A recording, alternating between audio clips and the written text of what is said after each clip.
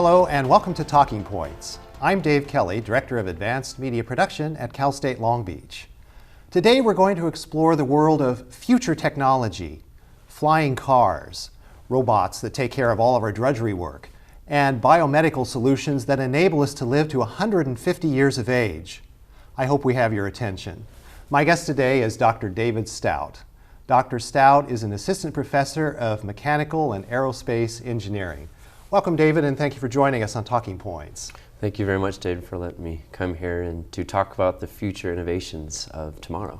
Well, I can't wait to get started. I should note for benefit of the audience that this is your second appearance on Talking Points. In the first appearance, we talked exclusively about biomedical advances, but today we're going to start with that, then we're going to transition to automation and robotics, then move on to travel and finish up with communications and entertainment. But let's go ahead and pick up the thread on biomedical engineering. From what I understand, the future is bright for those who are currently having to undergo chemotherapy and radiation and so forth for cancer treatments. In the future, there will be a pill with a nanoparticle involved. That nanoparticle will be able to travel through the body and search and destroy cancer cells or precancerous cells. And again, it will help folks to avoid the toxicity of chemotherapy and all the rigors of radiation. How soon will it be when that becomes a common occurrence in terms of cancer treatment, and how does that technology actually work? That's a great question, and definitely I agree with you, David, that it is definitely a huge future, and a very, very bright future as well. For example, you asked the question about when is this going to happen? Well, it's actually happening today. There are a lot of clinical trials that the FDA and the NIH has actually already been proposed and agreed upon, where you take this pill and you have these little, what we call nanobots, that go and they search and destroy. And the technology behind it actually is very simple. You have a particular molecule that you have a particular, what we consider like a honing signal in. And what that happens is it finds a particular biomarker or a specific location that a cancer cell might have, and it finds it, it searches for it, and then it destroys it. And then when it destroys it, it keeps all of the other healthy cells around it quite healthy, and it doesn't kill it. So the toxicity of chemotherapy and radiation therapy will definitely be in the past. I would say hopefully the next 10 to 15 years. Well, that's great, and that's really welcome news after these many years of chemotherapy and radiation treatments that are effective in many ways, but are also quite toxic, as we've just discussed. Well, let's talk about another biomedical kind of advancement that's just coming along now, and that's the, I guess, implant of electrodes into the brain to help restore short-term memory for people that have experienced brain damage or have had Alzheimer's. How does that work? Again, this is a huge breakthrough, and this has just occurred just in the past few years. There's actually a group that's actually here in Southern California that's leading this innovation. And the way it really works is they use computer technology as well as electrical engineering technology, and they kind of synergize and put them together. Whereas a computer scientist or a computer programmer, they try to find specific algorithms or kind of songs or patterns that how the brain works, and where memory comes into play. And then an electrical engineer creates an electrode or electrical circuit to read these particular signs or these particular waves in the brain. And then the computer programmer says, okay, let's create a computer-based system that learns these particular patterns in the brain. And so if someone loses that memory, we have the ability to kind of implant this chip in the brain, and that implant the chip in the brain will learn that particular pattern in the brain, and then if it loses that memory, it will be able to regenerate that particular pattern. And that's really how the mind really works, is looking at these signaling patterns. And so we are just coming of age of learning of these new signaling patterns. And so when you talk about the signaling patterns, from what I understand, and correct me if I'm wrong, but from what I understand, it's a series of electrical impulses that have to be translated and transcoded a number of times across the neural network. And if there's some kind of a gap or corruption in that network, those signals don't get translated. Is that how it works? Yes, that's definitely how it works. And so what we're ultimately doing is creating a bridge between these two electrical circuits. And when we create those bridges, those memories can flow freely throughout the brain. And so this will be effective for Alzheimer's, folks that suffer from Alzheimer's, and also apparently soldiers that come back from the war theater and have trouble with PTSD and other things because of brain injury or brain trauma, this will help in those cases? Yes, we've found out, we've noticed in the past 10 years of soldiers coming back that they have something called TBI, or traumatic brain injury, and this is kind of a small loss of memory due to some traumatic injury that has occurred around the brain. This is an explosion that's around their brain, or some traumatic system that's occurred where they've lost that signaling pathway. And so we are able to create those bridges that have ultimately been lost. And when we do that, hopefully we can help those soldiers kind of remember a lot of the memories before that injury occurred. So good news on that front. Definitely good news. All right, well, let's talk about longevity for a moment, because I teased in the opening that we're going to live to 150 years if we're around in time to be able to take advantage of some of these new advancements. Why would longevity increase because of these biomedical advancements? What are those advancements that are going to enable the longer lifespan? Well, there's quite a few of them. One big one that's making a lot of public notice is something called 3D printing. And so one of the big reasons that a lot of people will deteriorate and ultimately pass on is because their body kind of just gives out. And that's their organs. They've been working for many, many years, and they aren't able to recreate those cells again. And so if we as humans and engineers have been able to find a way of finding a new organ or to regenerate those cells to generate an organ again, we can live a little bit longer. And so 3D printing has come to pass where they've actually created human bladders, human cancers, and actually human tissues. A group on the East Coast has been doing this for the past 5 to 6 years. And now the key now is, now that we can create this organ, do we have the ability for that organ to do and operate continuously? And I think that in the future, we're talking maybe 7 to 8 years, we'll actually see some FDA approved, from Food and Drug Administration approved clinical trials of using these 3D printing techniques, which would be great. So if you say, hey, I have, my bladder starting to give out, you go to a doctor, and a doctor gives you a prescription, and that prescription says, go to a 3D printing company, you wait 2-3 days later, and then you have this new bladder. That would be excellent. That would be a great idea, and you could definitely live a little longer. Well, it sounds like we're getting to the point where we're treating the human body almost like a used car, where we can get new parts and replace the old parts with the new parts, which extends the life of the body. Is that kind of an analogy that works here? Oh, most definitely. If your muffler, is making crazy sounds, you want to go to a mechanic and get that fixed. If your heart's not pumping correctly, or if your bladder's not holding its urine, then of course we're going to need something new. And so I believe that the future will definitely be, all right, my organ doesn't work or something happened, why don't we create a new system using 3D printing techniques to ultimately replace that malfunction. All right, and when we talk about improvements, we've talked about prosthetic devices as well, replacement of limbs, and the use of, technology and the nanoparticles that you're talking about to improve, quote unquote, improve the body, moving toward what we referred to in the 1970s as the bionic man. And then later in the 90s, we had Bourne Identity with Jason Bourne, who was this sort of human-android hybrid. And we have a lot of movies and television programs that have similar concepts. Are we actually moving in that direction where we're going to be able to re-engineer the human body in some cases to provide super strength and super resilience and an almost invincible physiological constitution? Well, I agree with the point and the notion that we are definitely moving towards this concept and this idea that we're going to kind of replace a lot of the things or a lot of the parts that are broken. I don't agree.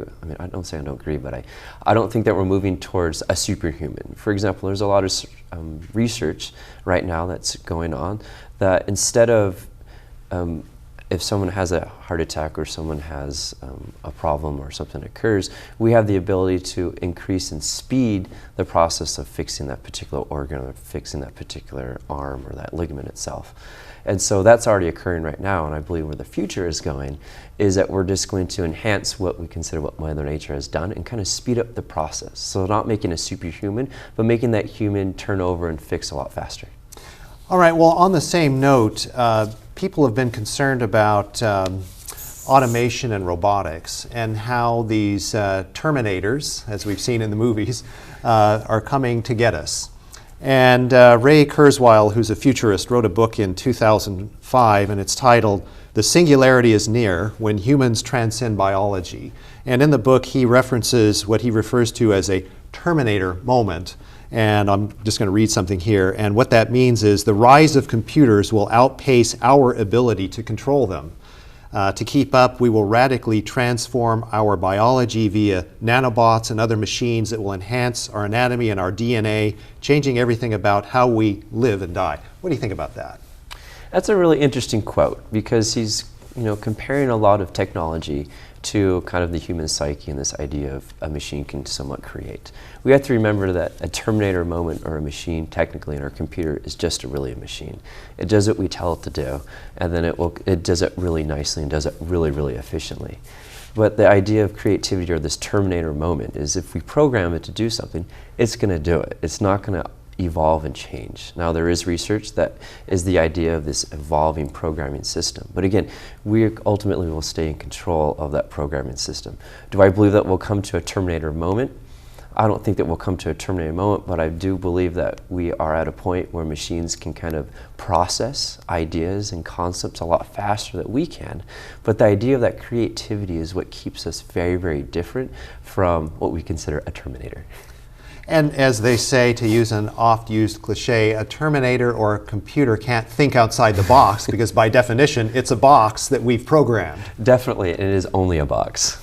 Okay, well that's good news too. On the brighter side of robotics, what are some things that robots are going to be doing for us in the future? I mentioned drudgery work. Can we count on robots to be doing a lot of the drudgery work for us in the future, and what kinds of things will they be doing? Well, definitely. If you look today and right now, there's a lot of what you consider drudgery work that a lot of robots already do. We have self-cleaning, we have a lot of self-cleaning objects. Well, I apologize, not objects, but a lot of self-cleaning tools that will help clean the house. For example, we have a vacuum that already drives itself and cleans it. We have a self-driving car. We have a computer that can actually play chess by itself. We have a lot of these, well, it's not really drudgery work, but a lot of these concepts of what we would consider drudgery work, computers and a lot of robots already do that. In the future, I think that they will continually do a lot of those projects and a lot of those objects. For example, one great is driving. Instead of driving, maybe instead of commuting from, say, Riverside down to Long Beach or to LA, the idea would be like you just push a button and the car will drive itself. And so that gives the human ability to think and be more creative. Well, most people consider commuter traffic to be drudgery. I can assure you of that. But on that note, we do need to take a break, so stay with us. When we come back from the break, we're going to take a look at the flying cars. Stay tuned.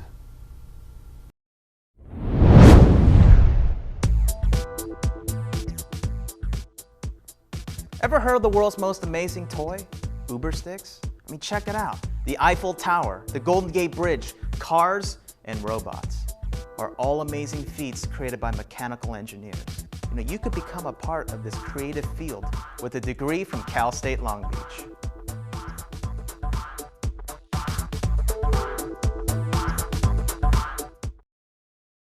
Welcome back to Talking Points. I'm Dave Kelly. My guest today is Dr. David Stout. And David, before we went to the break, we were talking about robots doing drudgery work for us, which leads to the next question, which is automation and robotics and how they're going to replace people in the workforce. And a lot of people are concerned about that, how automation will create this massive, constant unemployment of folks who depended upon the jobs that now can be done faster and better and so forth by machines. But I guess that brings up another point, which is, why are humans here?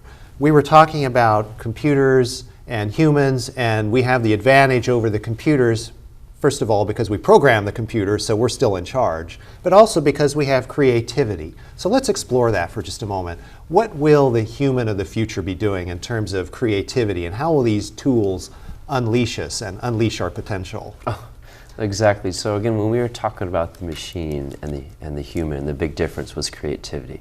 I believe creativity is what makes us a definitive pinnacle difference between the machine and us. And creativity is the ability to kind of think outside the box, what we were talking about. But again, find a detour if we're trying to solve a complex problem or come up with an idea. A machine is programmed to go from point A to point B in the least, the most efficient way.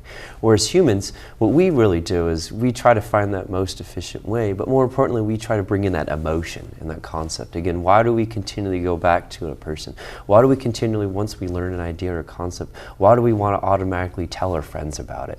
Or if we, of course, fall in love, why do we always say we get really excited? A machine doesn't have that. A machine doesn't have that creative component, the idea of exploration, the idea of emotion, the idea of maybe if I fail 1,000 times, I'm still going to do it, and I'm going to hope that just that one time it's going to work. That machine, once it says it's going to fail and it's not going to work, it's not going to do it again. And that again is the big difference. And if we want to come up with the concept and the idea of what are we here for, I think that really what we're here for is to create, to educate, to learn, and that intellectual curiosity is that big key.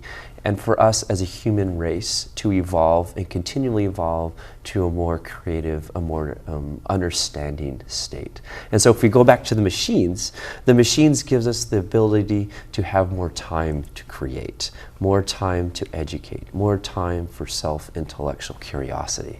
And so I don't see having machines doing drudgery work as a negative thing, but more of a positive thing where we can open up the horizons as mankind to evolve into a different state where we become more creative, more understanding, more compassionate, and really rely on our emotions to go to the next step of evolution. And so people that are concerned about automation and robotics replacing jobs only need to think about the past, such as when automobiles replaced the horse carriage with the horseless carriage, which was the car. So a lot of people made their living tending horses in those days, but once we developed the automobile, a lot more jobs opened up. Is that an analogy that we can look at? As Oh, an example? definitely. Not even more jobs, but a whole industry and whole multiple industries. If you look at the past and see kind of where the past led us to today, not only did it, we would say, consider replace the horses, but now we have more industries. We have the oil industry. We have the tourist industry. Cars allowed us and humans to travel farther distances than a dune and buggy was going to be able to. Now you have a travel industry that occurred.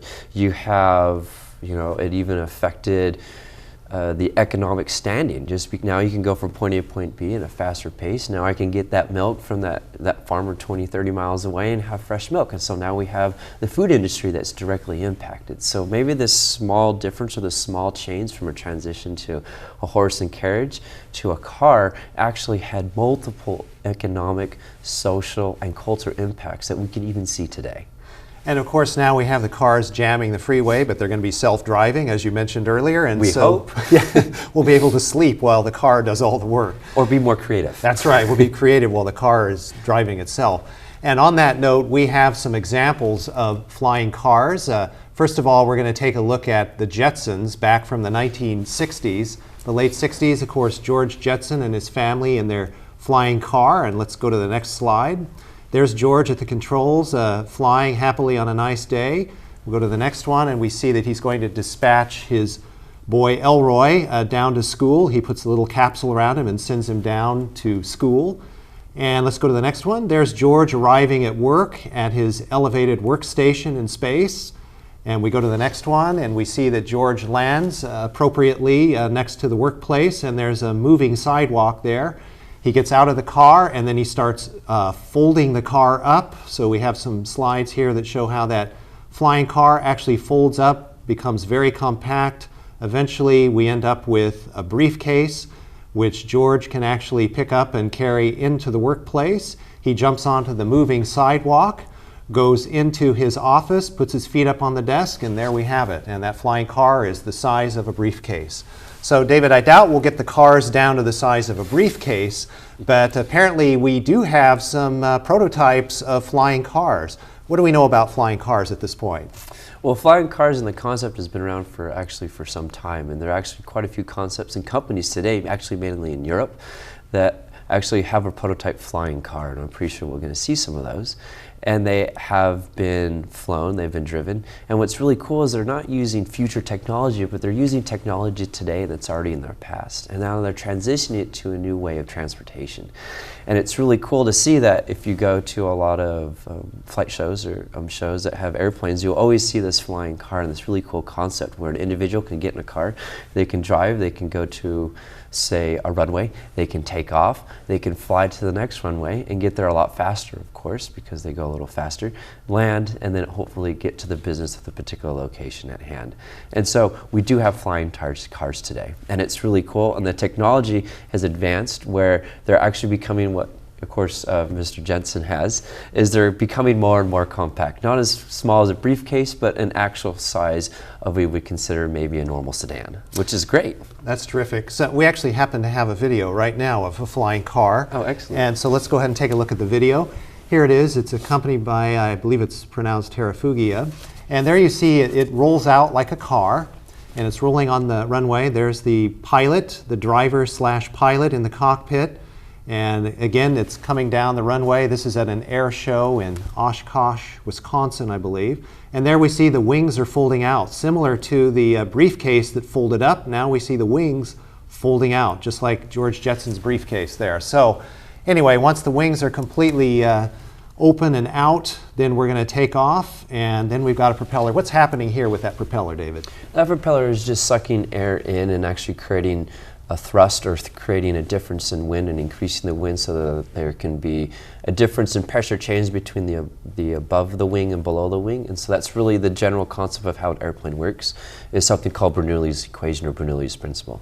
And so that propeller wing just sucks air in and allows the air to have a difference in speed above the air wing and below the wing.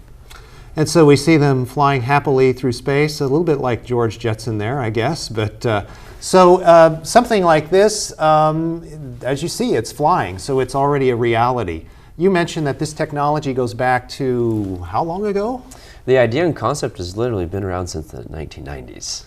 Which is great. And before this company there was actually another company, and there's a couple companies in the United States where they already had a car, but it was kind of a car with a little trailer, like a fifth wheel that was attached to it. So it would drive on the freeway, and then when it got on the freeway, it drove to a particular airport, and the individual actually had to get out and attach the wings to the side of the car, and then he had to transition from a car to an airplane, and then they took off. But what's really cool about technology now, just looking at that looking at that aero car, let's call it an aero car, is that the individual or the driver doesn't have to do that transition. And so you have the transition from a car to an airplane really fast.